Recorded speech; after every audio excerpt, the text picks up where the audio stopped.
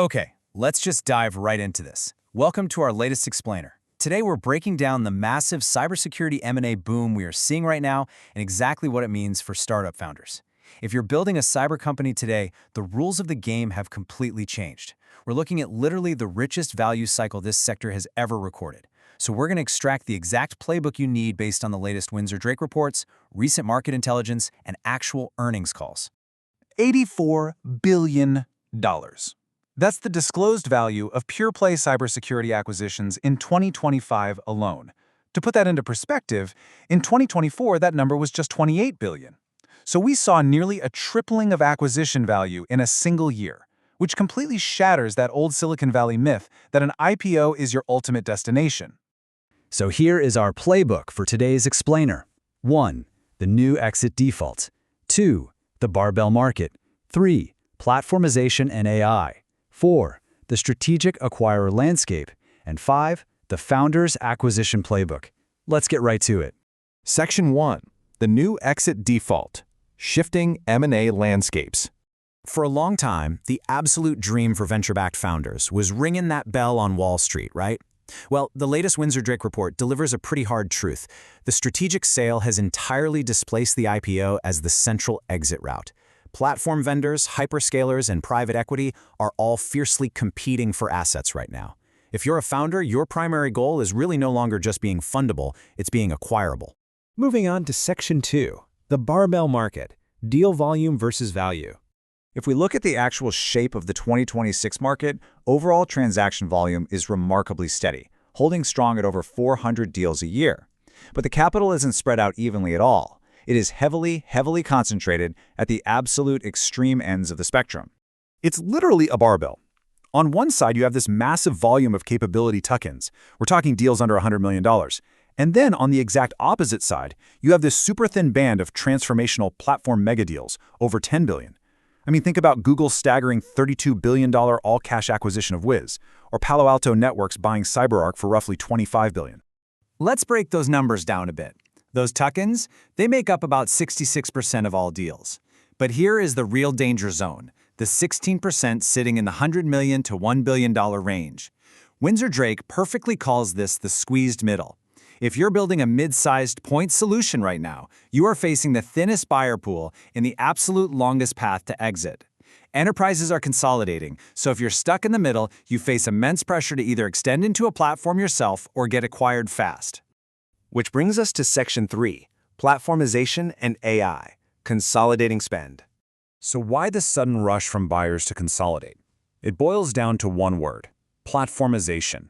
Look, enterprise customers are just exhausted. They simply can't manage these highly complex ecosystems juggling dozens of different security tools anymore. It causes misconfigurations, massive gaps in security, and honestly, it's just incredibly expensive to run. And this isn't just some vendor buzzword. Palo Alto Networks Unit 42 put it perfectly. They found that 70% of incidents now span 3 or more attack surfaces. When attacks move across endpoints, networks, and cloud services all at the same time, fragmented point solutions just straight up fail. You need a unified platform to correlate threat data and actually respond at machine speed. Check out this number, 110. That is the number of net new platformizations Palo Alto secured in their third quarter of 2026 alone. That's huge. Customers are actively ripping out disjointed point products and replacing them with unified, integrated platforms. What's driving this? Really 4 macro forces. First, platformization itself, with identity emerging as the core control layer. Second, cloud security consolidation. Hyperscalers are basically buying their way into full-stack security. Third, private capital pressure. There is an insane $3.7 trillion of global PE dry powder just waiting to be deployed.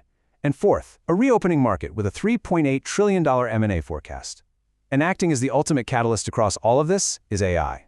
The shift to agentic AI means massive volumes of machine-to-machine traffic, which demands way deeper network traffic inspection and unified policy enforcement.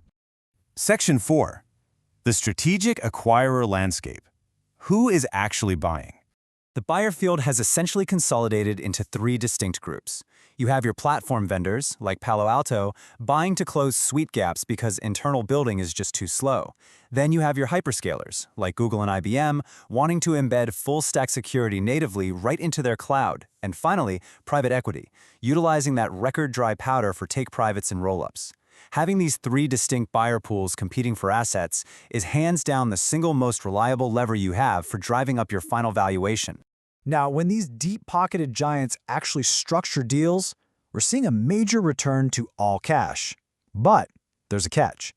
If you have an AI-native asset or early traction where forward growth is unproven, acquirers are rigorously using 12 to 24-month earnouts to bridge the valuation gaps. So you absolutely have to be prepared for performance-linked payments. Which leads us to the climax of our explainer, Section 5, the Founder's Acquisition Playbook. If you are leading a cyber startup today, this is your engineered process for getting acquired. Step 1. Do not sell vague strategic fit. You have to map your specific capabilities directly to the declared platform gaps of named acquirers. Step 2. Quantify your cross-sell synergies before the letter of intent. Acquirers will pay a 20 to 30% premium, but only if you can prove the synergy up front. Step 3. Prep for those 12 to 24-month earnouts by negotiating clear milestones early. And Step 4. Respect the timeline. A full sale runs 12 to 18 months. If you want to capture this market, your diligence readiness needs to literally start right now. So, I want to leave you with this final, vital question to reflect on as you look at your product roadmap today. In a barbell market where that squeezed middle is facing the absolute thinnest buyer pool, is your startup built to stand alone against the giants, or is it strategically engineered to be acquired? The data strongly suggests that making that choice early is the difference between an incredible exit and getting left behind. Thanks for hanging out with me for this explainer, and I'll catch you in the next one.